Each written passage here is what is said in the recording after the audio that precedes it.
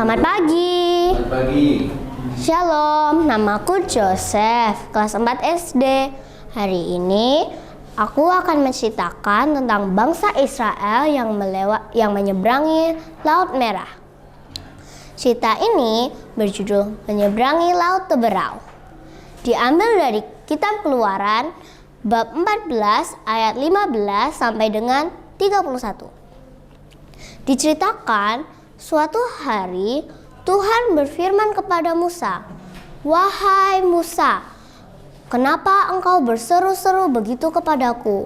Suruhlah bangsa Israel untuk pergi dari Mesir, dan ulurkanlah tanganmu dan angkatlah tongkatmu dan belahlah laut menjadi dua. Aku akan menyatakan kemuliaanku supaya orang-orang Mesir juga tahu bahwa akulah Tuhan."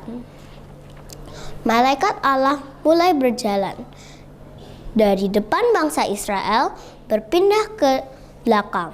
Juga tiang awan dari depan berpindah ke belakang. Karena awan itu menimbulkan kegelapan, bangsa Mesir tidak bisa mendekati ataupun melihat bangsa Israel. Lalu Musa mengulurkan tangannya dan mengangkat tongkatnya dan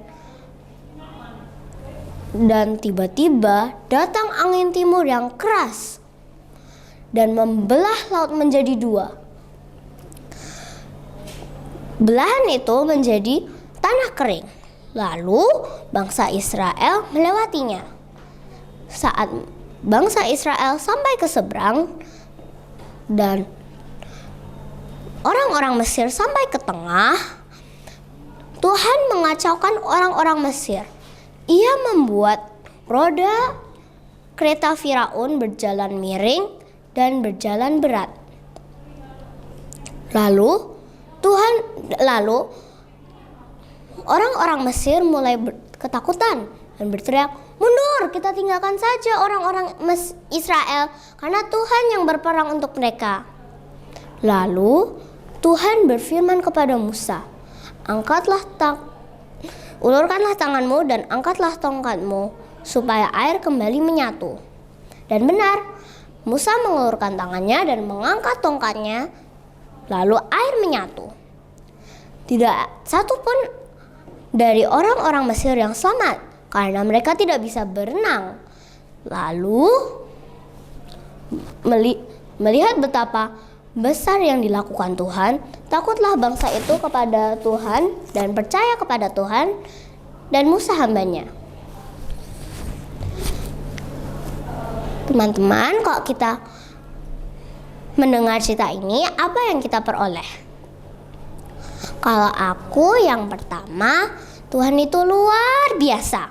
Dahsyat kuasanya, bisa membelah laut menjadi dua. Keren sekali. Lalu yang kedua, Tuhan itu sayang banget kepada bangsa Israel. Sampai-sampai ingin berperang melawan orang-orang Mesir. Dan juga kepada kita, Tuhan juga pasti sayang kepada kita. Makanya kalau ada teman kita yang tidak suka sama kita atau berbuat jahat kepada kita, kita tidak perlu membalasnya dengan kejahatan. Biar Tuhan yang membalas. Dan yang terakhir, kalau kita punya masalah dan sepertinya tidak ada jalan keluar, andalkan saja Tuhan.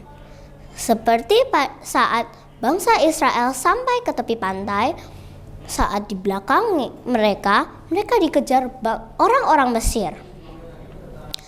Tidak ada kapal maupun jembatan untuk melewatinya, lautnya. Tetapi karena mereka percaya, Tuhan yang akhirnya membantu mereka. Sebagai penutup, nyanyi sebentar yuk. Tuhanlah gembalaku, aku terjamin selalu. Bisa kan? Sekali lagi yuk. Tuhanlah gembalaku, aku terjamin selalu. Terima kasih. Selamat pagi, Tuhan memberkati.